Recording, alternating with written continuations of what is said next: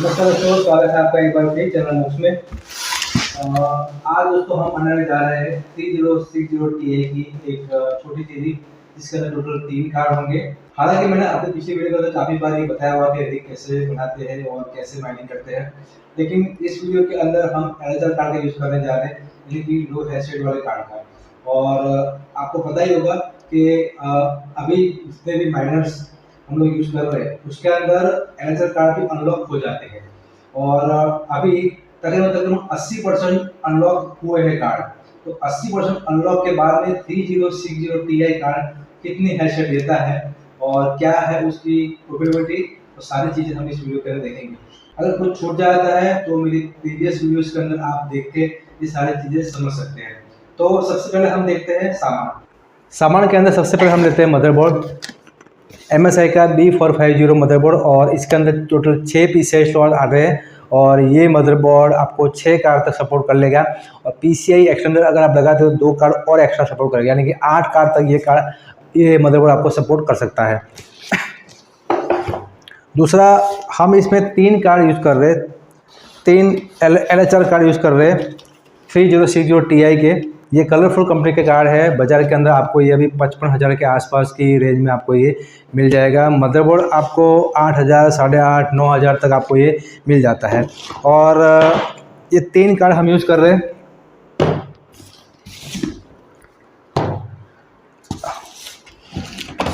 Power supply हमने इसमें लिया हुआ है 1000 वाट का पावर सप्लाई, 1050 वाट का पावर सप्लाई है। और ये कूलर मास्टर का पावर सप्लाई है। इसके अंदर आप आराम से 6 कार्ड तक रन कर सकते हैं, लेकिन हम इसके अंदर सिर्फ 3 कार्ड यूज़ करेंगे। बाद में 3 कार्ड और एक्सटेंड कर सकते हैं हम, वो फ्यूचर प्लानिंग के हिसाब से जैसे है वो हम कर सकते हैं। लेकिन ये हमारा जो मदरबोर्ड है वो AMD का है, तो हमें इसके लिए जो प्रोसेसर लेना पड़ेगा वो भी AMD का ही लेना पड़ेगा। तो हम इसके साथ में जो कंपेटेबल प्रोसेसर यूज़ कर रहे हैं वो AMD का 3000Z प्रोसेसर यूज़ कर रहे हैं, जो इस मदरबोर्ड के साथ में कंपेटेबल है। और रैम DDR4 4GB की रैम यूज़ कर रहे हैं। इसके लिए हमने एक स्टैंड भी तैयार किया है, मैं आपको स्टैंड भी दिखा देता हूँ। ये है स्टैंड, ये हमने स्टैंड तैयार किया है। इसके लिए ये लकड़ी का स्टैंड यूज़ किया हुआ है। कस्टमर की डिमांड थी लकड़ी के स्टैंड का, तो हमने लकड़ी का स्टैंड तैयार किया हुआ है। इसके अंदर 3 कार्ड इस तरफ, 3 कार्ड इस तरफ लग जाएंगे। नीचे मदरबोर्ड लग जाएगा, पावर सप्लाई लग जाएगा, और बाकी जो भी एक्सेसरी है वो पूरी लग जाएगी। जैसे डिमांड है वैसे हम तैयार करते हैं इसको।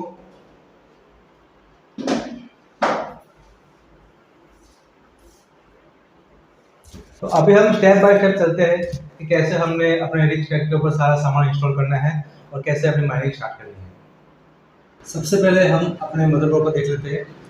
इसमें आप देख सकते हैं कि 4 PCI मिनी स्लॉट है और 2 PCI एक्सप्रेस स्लॉट, टोटल इसमें 6 कार्ड आ सकते हैं।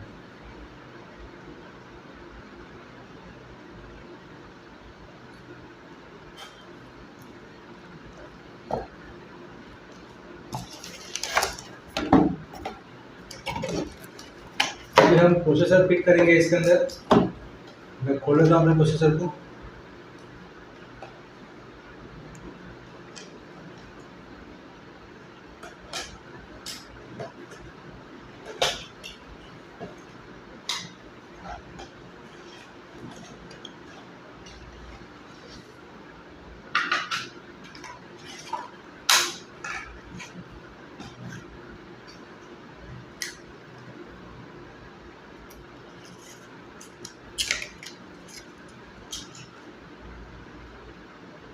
ध्यान रहे कि इसमें काफ़ी छोटी छोटी पिनें हैं और इसके ऊपर हाथ ना लगे या कोई भी नुकीली चीज़ इसके ऊपर ना लग पाए। आराम से लगाए। और इसको लगाने का तरीका मैंने अपनी पिछली वीडियो में भी बताया हुआ है कि इसको कट टू कट इसको मिलना चाहिए। यहाँ पर इस लॉक को खोल लेना है, आपने ऊपर कर लेना है। और यहाँ पर देखना है कि ये एक निशान दिया हुआ है इसमें, आपको दिखाई दे रहा होगा। ये कट का निशान जो है वो इस कट के साथ में मैच होना चाहिए, तब जाके ये प्रोसेसर आपका सही से फिट हो पाएगा। बिल्कुल आराम से इसको रखना है इसके अंदर, ताकि सारी पिनें हैं वो बिल्कुल अपनी जगह पर फिट हो जाए। बड़े आराम से इसको रख देना है ये आराम से फिट हो जाएगा। जब तक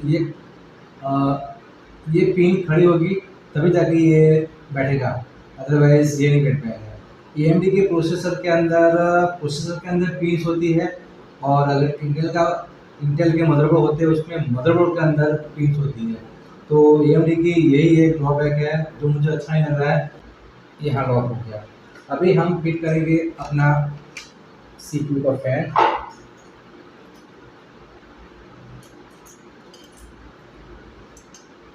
यहाँ पर ऑलरेडी थर्मल पेस्ट लगी लगाई है, तो पहली बार आप अगर प्रोसेसर इंस्टॉल कर रहे हैं तो उसमें आपको थर्मल पेस्ट लगाने की कोई ज़रूरत नहीं है।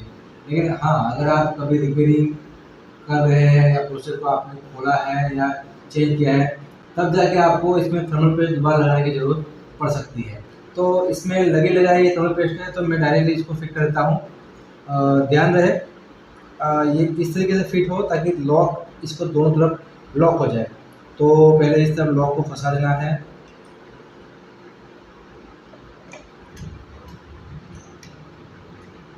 और यहाँ भी लॉक को फंसा देना है आपने। और अभी इसको आराम से लॉक कर देना है। देखिए ये लॉक हो गया, ये देखिए अभी ये लॉक हो गया है। अभी हमारे सीपीयू फैन का जो सॉकेट है वो यहाँ दिया हुआ है, तो मैं उसको भी कनेक्ट कर देता हूँ। यहाँ दिया हुआ।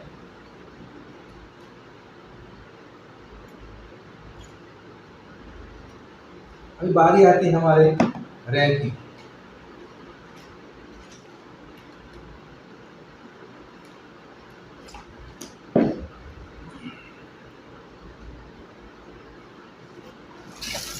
रैम को लगाना बहुत ही आसान है, बस अनलॉक करो और सीधा इसको लगा दो। अच्छी आवाज़ आएगी और फिट बैठ जाएगा। हमारा मदरबोर्ड रेडी है।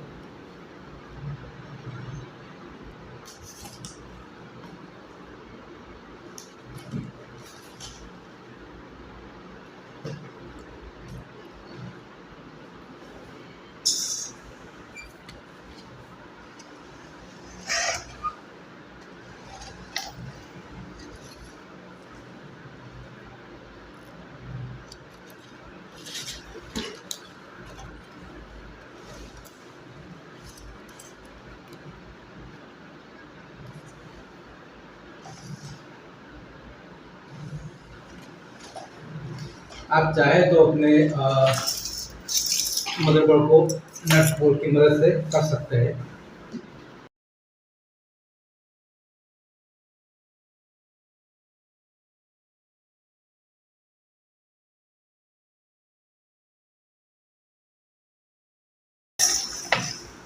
चलिए अभी हम अपना पावर सप्लाई खोल लेते हैं।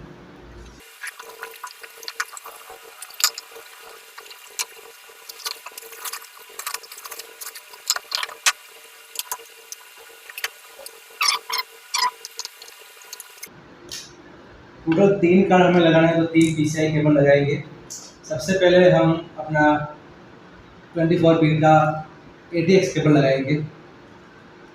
ये लगेगा मदरबोर्ड में, और ये वाला भाग जो 2 तरफ वाला है वो लग जाएगा हमारे पावर सप्लाई के अंदर। तो यहाँ पर बड़ी वाली पिन है, ये वाली, यहाँ पर ये लग जाएगा।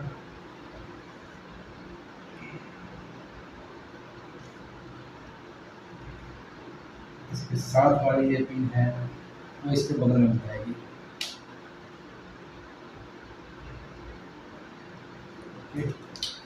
हमारा एक केबल रेडी है, और उसके बाद हमारा आएगा CPU केबल। ये है CPU केबल।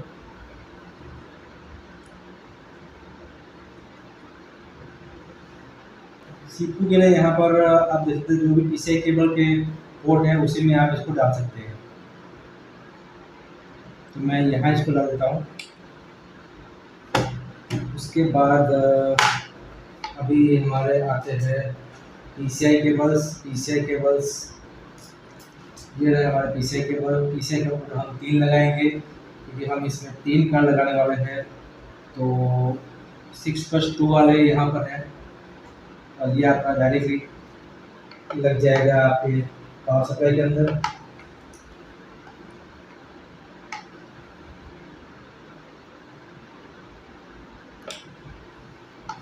एक पीसीआई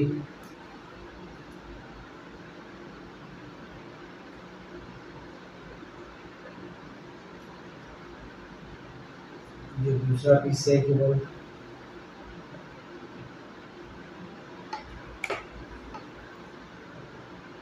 और एक तीसरा पीसीआई।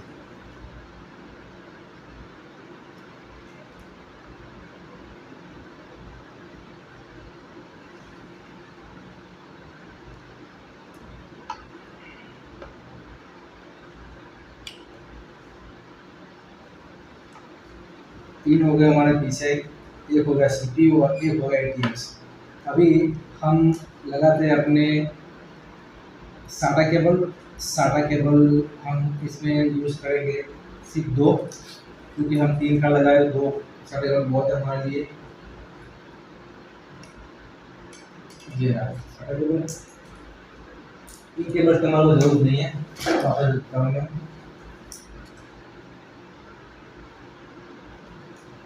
एक को ये यहाँ लगा देता हूँ मैं, दूसरा भी। ओके, ये हमारा पावर सप्लाई बिल्कुल रेडी है। इसको अभी हम अपने रिक स्टैंड के ऊपर फिट कर देते हैं।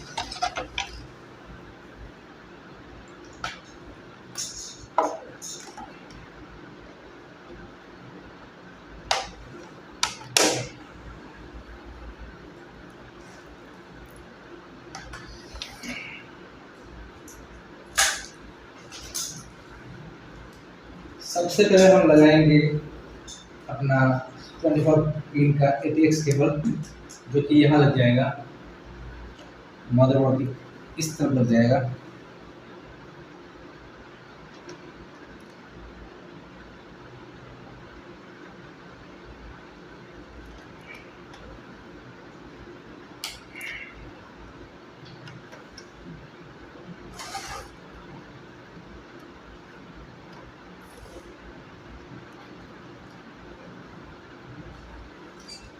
अभी दूसरा आता है सीपी केबल।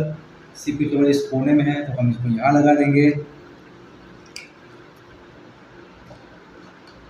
अभी बारी आती है हमारे कार्ड फिट करने की। हम इसके ऊपर तीन कार्ड, हमारे तीनों कार्ड को एक तरफ लगा देते हैं।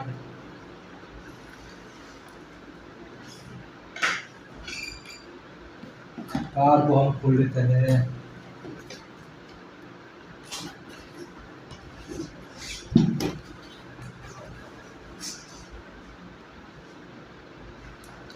काफी छोटा सा, काफी सुंदर कार्ड है ये।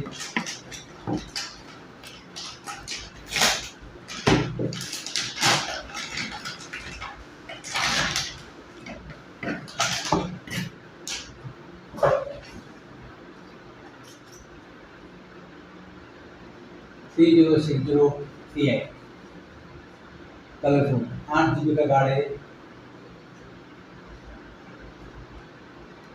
चलिए हम वैजल इस्तेमाल करते हैं इसको लगाने के लिए। वैजल हमारे पास बहुत सारे वैजल है, तो इसमें से हम लगाएंगे।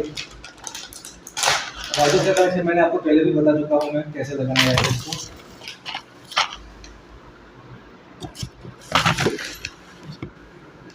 वैजल्स के अंदर टोटल 4 चीज़ें आती हैं। सबसे पहला आता है ये पावर केबल। पावर केबल को हम लगा देते हैं यहाँ पर। उसके बाद ये डाटा केबल, USB। तीसरा इसके सामने एम कनेक्टर, जो USB के दूसरे सिरे में लग जाएगा। ये हमारा एड्रेस तैयार है।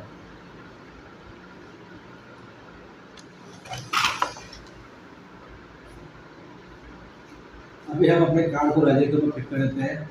इधर ये लॉक है, लॉक आपको खोल के इसको फिट करना है।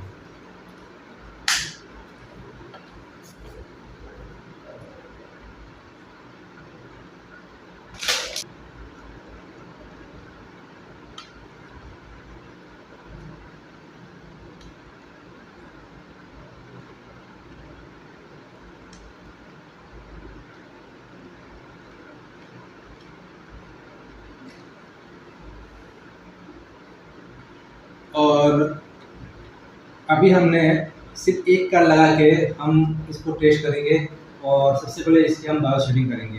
तो बायो सेटिंग का मैंने वीडियो बना रखा है और वो आप देख लेना। मैं यहाँ पर सिर्फ आपको रीड-रन करके दिखाने वाला हूँ, क्योंकि बायोस सेटिंग जो है वो सभी मदरबोर्ड के अंदर जनरली सेम ही होती है और मैंने पिछली वीडियो के अंदर भी बताया हुआ है कि आप B450 एसरॉक के मदरबोर्ड के अंदर आप कैसे बायो सेटिंग कर सकते हैं। तो इसमें भी सेम वही सेटिंग है, क्योंकि मॉडल नंबर एक ही है, बस कंपनी का फ़र्क है। वो एसरॉक का था और ये MSI का है मदरबोर्ड, तो दोनों की बायो सेटिंग एक ही है। तो बायो सेटिंग के लिए आप मेरी वो पुरानी वीडियो आप देख सकते हैं। तो मैं इसके अंदर बायो सेटिंग करने के बाद मैं आपको सीधे कार रन करके दिखाऊंगा। फाइनली हमारी जो रिग है बन के रेडी हो गई है और अभी ये बिल्कुल वर्किंग कंडीशन के अंदर है।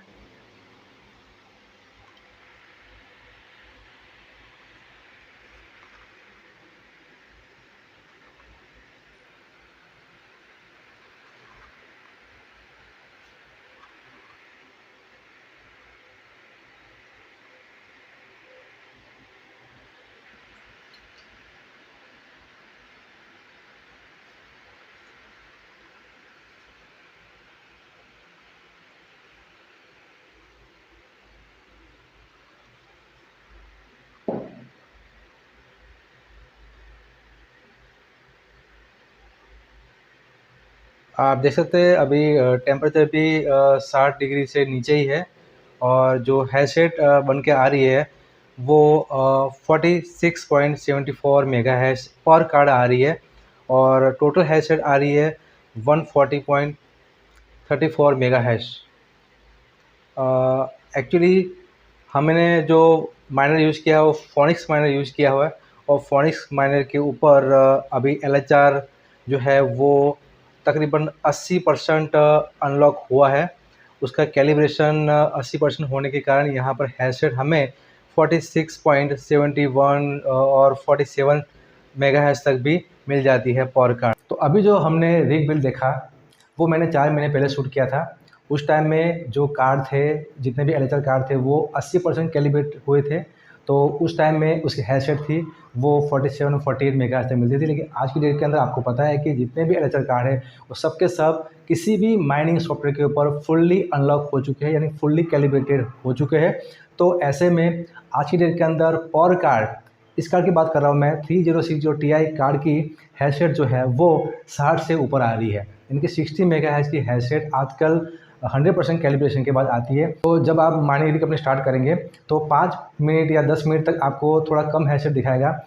उसका कैलिब्रेशन होता रहेगा, जैसे 100% कैलिब्रेट हो जाता है उसके बाद में आपकी हैशरेट है वो 60 के ऊपर आ जाती है। तो ये जो हमने रिग बिल्ड किया उसके अंदर तीनों कार्ड की हैशरेट मिला के 180 मेगाहर्ट्ज़ हैशरेट आती है और आप उसे व्हाट टू माइन के ऊपर अपना कैलकुलेशन कर सकते हैं कि आज की डेट के अंदर उसकी अर्निंग क्या है।